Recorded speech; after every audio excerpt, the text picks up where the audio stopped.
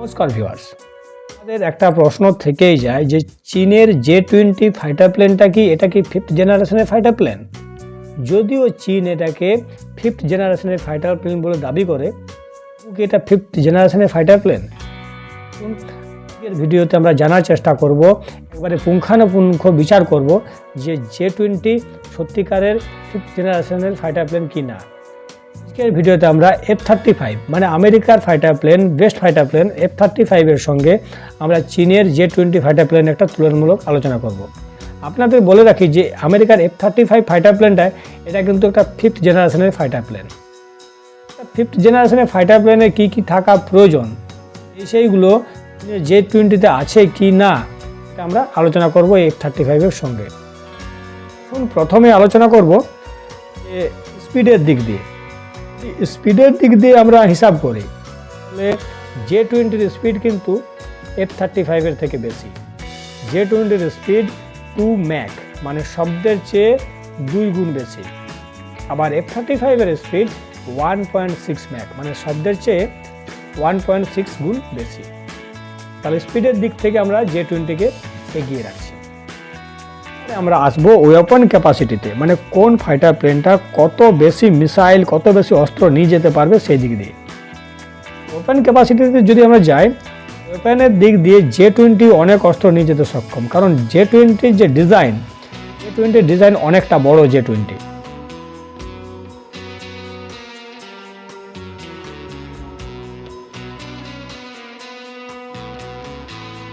অন্যদিকে F-35 limited কিছু অস্ত্র নিয়ে যায়। F-35 হলো জে-20 থেকে আকারে ছোট এবং এটা একটা হালকা ফাইটার প্লেন। ওয়েপনের দিক থেকে আমরা জে-20কে এগিয়ে রাখছি F-35 থেকে। এখানেও কিন্তু চীনের জে-20 এগিয়ে গেল।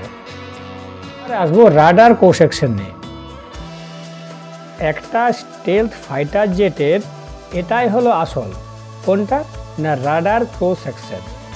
রাডার ক্রস সেকশনের দিক দিয়ে F-35 এবং জে-20 আমরা একটা তুলনামূলক আলোচনা করব।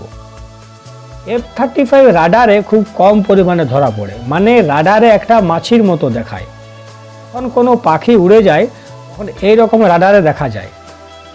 শত্রুপক্ষের রাডার বুঝতেই পারে না এটা পাখি উড়ে গেল না F-35। অনেক সময় রাডারে ধরা না পড়ার দরুন F-35কে শত্রুপক্ষের রাডার বুঝতেই পারে না যে একটা ঘাতক যুদ্ধ বিমান তাদের বর্ডার পার হয়ে পেরিয়ে গেছে, মানে তাদের দেশে ঢুকে গেছে। তো F-35 কিন্তু এদিক থেকে এগিয়ে। আবার অন্যদিকে জে-20 কিন্তু রাডার ক্রস সেকশন খুব বেশি, যে কোনো রাডারে জে-20কে ধরা যায়। তাহলে জে-20 আয়তনে বড় এবং জে-20 যে ডিজাইন অনুযায়ী রাডার ক্রস সেকশন জে-20 অনেক বেশি। যখনই রাডার তরঙ্গ জে-20কে টক্কর দিয়ে ফিরে আসে তখনই অনায়াসে রাডারে ধরা যায় জে-20কে। অনেক সময় ভারতীয় রাডারে জে-20 ধরা পড়ে গেছে। মানে কি হয়েছে, ভারত চীন সীমান্তে চীন কি করেছে, একটা এয়ার বেস তৈরি করেছে। সেখানে অনেক জে-20 দাঁড়িয়ে থাকে এবং জে-20কে ট্রেনিং দেওয়া হয় সেইখানে। তাই চীনের আকাশে জে-20 উড়ে বেড়ায় সেইখানে। তো ভারতীয় বর্ডার থেকে সেটা বেশি দূর নয়। ভারতীয় বর্ডারে যে রাডার সিস্টেমগুলো থাকে সেই রাডার সিস্টেমে বেশিরভাগ সময় জে-20 ধরা পড়ে যায়। তো এটা হলো জে-20 সবচেয়ে বড় কমতি। তো এটা মানতে হবে জে-20 যে কোনো রাডারে খুব সহজেই ধরা পড়ে যায়। সেই ক্ষেত্রে F-35 কিন্তু ধরা পড়ে না। F-35কে এদিক থেকে অবশ্যই এগিয়ে রাখতে হবে। একটা স্টেলথ ফিফথ জেনারেশনের ফাইটার প্লেনে যেটা সবচেয়ে হওয়া উচিত সেটা হলো রাডার ক্রস সেকশন একদম কম হওয়া উচিত, বা না থাকলে তো আরও ভালো। সেই দিক থেকে জে-20 অনেক পিছিয়ে। খুব বেশি পরিমাণে অস্ত্র বহন করে নিয়ে যেতে পারলেই সেই প্লেনকে যে আমরা ফিফথ জেনারেশনের বিমান বলবো এটা কিন্তু ঠিক না।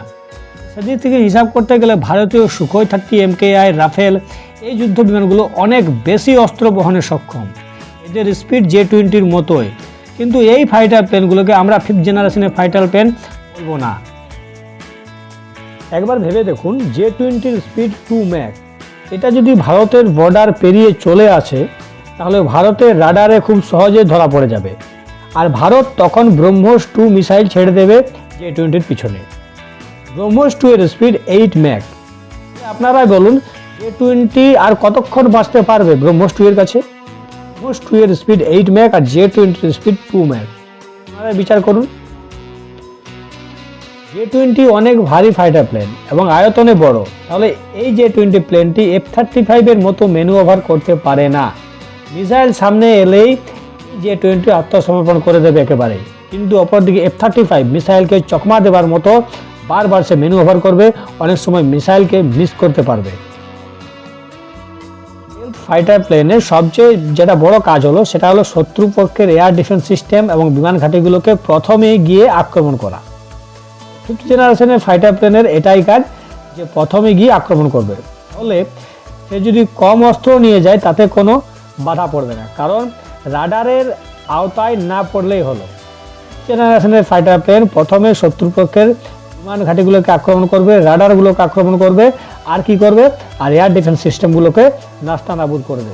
তারপর তো 4 জেনারেশনের ফাইটার প্লেন, 4.5 জেনারেশনের ফাইটার প্লেনগুলো তো পেছনে আসবে, তারা অনেক অস্ত্র নিয়ে এসে সেই দেশের উপর আক্রমণ করবে। 5th জেনারেশনের ফাইটার প্লেনের যেটা কাজ সেটা হলো প্রথমে গিয়ে শত্রুপক্ষের বিমান ঘাঁটিগুলোকে ধ্বংস করা, শত্রুপক্ষের রাডারগুলোকে ধ্বংস করা, আর শত্রুপক্ষের এয়ার ডিফেন্স সিস্টেমগুলোকে ধ্বংস করা। তো সেক্ষেত্রে যদি F-35 কমও অস্ত্র নিয়ে যায় সেক্ষেত্রে কোনো বাধা পড়বে না।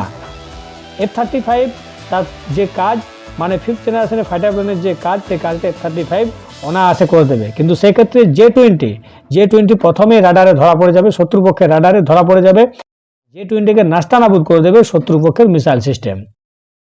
F-35 এর সবচেয়ে যেটা বড় গুণ হলো সেটা হলো F-35 ভার্টিক্যাল ল্যান্ডিং করতে পারে, আবার ভার্টিক্যাল টেক অফ করতে পারে, মানে আমেরিকার F-35 এর জন্য কোনো রানওয়ের প্রয়োজন হবে না। অপরদিকে J-20 ভার্টিক্যাল ল্যান্ডিং করতে পারে না, ভার্টিক্যাল টেক অফ করতে পারে না, মানে J-20 জন্য একটা রানওয়ে চাই। দেখুন, অনেক সময় যুদ্ধকালীন পরিস্থিতিতে রানওয়ে সবসময় পাওয়া যায় না, তাই এই ক্ষেত্রে F-35 একদম এগিয়ে। F-35 অনেক যুদ্ধ লড়েছে, বিশ্বের শক্তিশালী দেশগুলোর মধ্যে বেশিরভাগ দেশগুলো F-35 ব্যবহার করে। F-35কে আজ পর্যন্ত কেউ হারাতে পারেনি, রাডারে ধরা পড়েনি F-35।